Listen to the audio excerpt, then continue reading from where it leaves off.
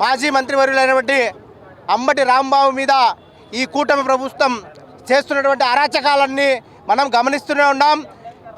గడిచిన కొద్ది రోజులుగా ఏదైతే కూటమి ప్రభుత్వం ఏర్పడినప్పటి నుంచి కూడా ఎవరైతే వైఎస్ఆర్ కాంగ్రెస్ పార్టీ నాయకులు ఉన్నారో, కార్యకర్తలు ఉన్నారో వాళ్ళందరి మీద రెడ్ బుక్ రాజ్యాంగం చేసి వాళ్ళను అక్రమ అరెస్ట్ చేసి వాళ్ళ ఇంటి మీద దాడి చేసి దౌర్జన్యం చేస్తున్న పోలీసులు ప్రేక్షపాత వహిస్తున్నారంటే ఇంతకంటే దౌర్భాగ్యమైన ప్రభుత్వం ఏది ఇప్పుడు ఉండదని చెప్పి తెలియజేస్తున్నారు. ఎందుకంటే ఎప్పుడైతే కూటమి ప్రభుత్వం ఏర్పడినప్పుడే ఆ రోజే చెప్పడం జరిగింది, రెడ్ బుక్ రాజ్యాంగం అమలు చేస్తాం ఈ ఆంధ్రప్రదేశ్లో అని చెప్పేసి.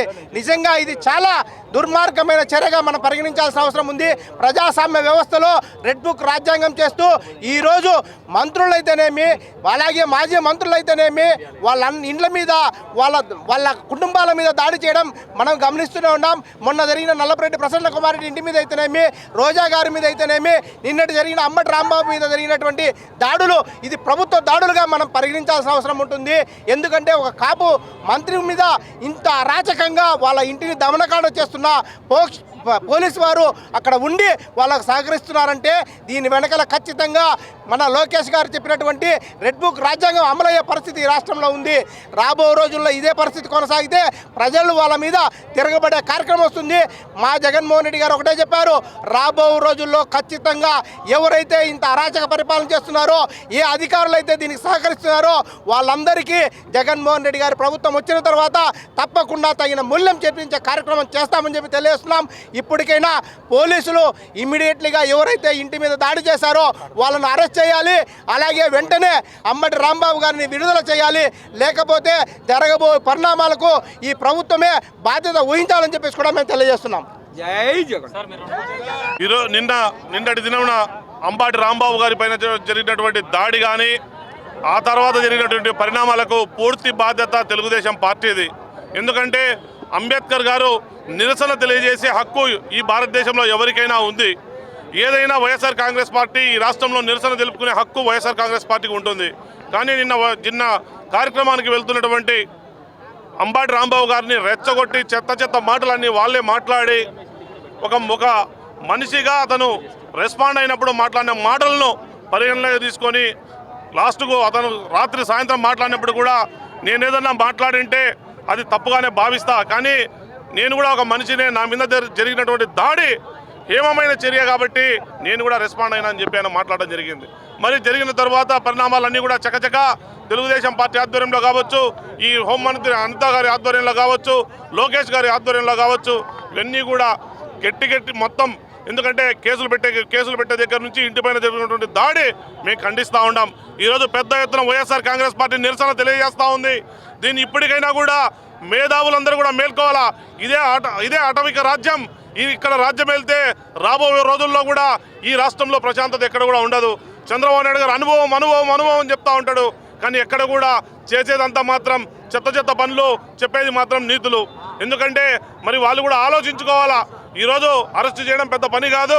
భవిష్యత్తులో వాళ్ళకు కూడా ఇదే రీతిలో జరిగినప్పుడు ఏ విధంగా ఉంటుందని తెలుగుదేశం పార్టీ వాళ్ళు కూడా ఆలోచించుకోమని చెప్పి మేము తెలియజేసుకుంటూ ఇప్పటికైనా వెంటనే అంబటి రాంబాబు గారిని రిలీజ్ చేయాలని చెప్పి బేషరతుగా కేసు ప్రభుత్వం ఉపసంహరించుకోవాలని చెప్పి డిమాండ్ చేస్తూ ఉన్నాం. ఇక్కడ ఒక ధర్నా చేయడం జరిగింది. ఎందుకంటే ఒక మాజీ మినిస్టర్ అయిన అంబటి రాంబాబు గారికి అరెస్ట్ చేయడం జరిగింది అన్యాయంగా. అది కూడా ఎందుకంటే వాళ్ళ ఇంటిపైన దాడి చేసిన వాళ్ళకి అరెస్ట్ చేయకుండా ఒక మాజీ మినిస్టర్ని అరెస్ట్ చేయడం చాలా అన్యాయము. అది కాక వాళ్ళ ఇంటిపైన దాడి చేసిన వాళ్ళకి అరెస్ట్ చేయకుండా వదిలేయడం చాలా బాధాకరంగా ఉంది. లా అండ్ ఆర్డర్ అనేది ఒకటి పోలీసుల చేతిలో ఉంటుంది. వాళ్ళు దీన్ని న్యాయంగా చేస్తే వాళ్ళ దాడి చేసిన వాళ్ళని అరెస్ట్ చేసి అంబటి రాంబాబు గారిని విడుదల చేయాలని మనం డిమాండ్ చేస్తూ, అలాగే ఇప్పుడు కొత్తగా అందిన న్యూస్ ఏమంటే జోగి రమేష్ వాళ్ళ ఇంటికి కూడా నిప్పు పెట్టడం జరిగింది. ఇలాంటి అరాచకాలు చేయడం చాలా అన్యాయము. దీన్ని కట్టుకట్టాలని పోలీసులను కోరుకుంటూ సెలవు తీసుకుంటున్నాను. మనోభావాలు దెబ్బతినే విధంగా ఒక సీఎం హోదాలో ఉండి, ఒక డిప్యూటీ సీఎం హోదాలో ఉండి అత్యంత ప్రీతిపాత్రమైన ప్రసాదం తిరుమల యొక్క లడ్డూలో అనిమల్ యొక్క కొవ్వుని కలిపారని వాళ్ళే స్టేట్మెంట్లు ఇచ్చి నేడు సిబిఐ చేపట్టిన విచారణలో అటువంటిది ఏమీ లేదు, అదంతా బోగస్ అని చెప్పిన తర్వాత గుంటూరులో తెలుగుదేశం కార్యకర్తలు జగన్మోహన్ రెడ్డి గారి ఇమేజ్ని డ్యామేజ్ చేసే విధంగా బ్యానర్లు కట్టినట్టు తెలిసిన విషయాన్ని తెలుసుకొని మా కాపు నాయకులైనటువంటి అంబటి రాంబాబు గారు ఈ సిట్ విచారణ వచ్చిన తర్వాత తిరుమల లడ్డులో ఎటువంటి జంతువు యొక్క కొవ్వు లేదని స్పష్టమైన తర్వాత ఆ బ్యానర్లను తొలగించడానికి వెళ్తుంటే తెలుగుదేశం పార్టీ యొక్క రౌడీలు గూండాలు కట్టెలు రాళ్ళు చేతులు పట్టుకొని ఆయనపై దాడి చేయడం జరిగింది. ఆ క్రమంలో ఒక మహిళలు కూడా ఆయనని విచక్షణ రహితంగా తిట్టడం జరిగింది.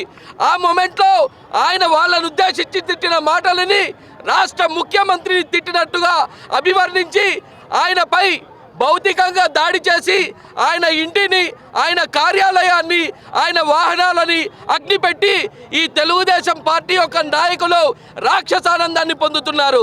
మీరు చూసినట్టయితే వైఎస్ఆర్ కాంగ్రెస్ పార్టీ స్పష్టంగా తెలియజేస్తుంది, మీ రెడ్ బుక్ రాజ్యాంగం చెల్లనే చెల్లదు.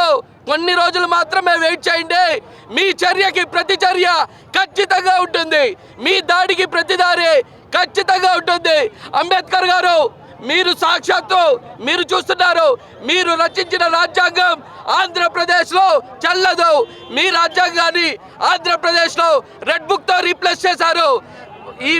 ఈ పత్రికా ముఖంగా తెలుగుదేశం పార్టీ కార్యకర్తలకు కానీ నాయకులకు కానీ ఒకటే చెప్తున్నా, మీరు చూసుకున్నట్టయితే ఆంధ్ర రాష్ట్రంలో తెలుగుదేశం పార్టీ వాడు చంపినా నో కేస్, కొట్టినా నో కేస్, కూల్చినా నో కేస్, రేప్ చేసినా నో కేస్, ఏమి జరిగినా ఏముండదు. అదే వైఎస్ఆర్సీపీ పార్టీ కార్యకర్త ఇంట్లో కానీ నాయకుల ఇళ్లలో కానీ ఒక కోడి కోసినా, ఒక పటాకు పేలినా దానికి ఎటువంటి కేసులు పెడతారో ప్రతి ఒక్కరు చూస్తున్నారు. మీరు తీసుకున్న నిర్ణయాలకే మీరు మూల్యం ఖచ్చితంగా చెల్లించుకుంటారు.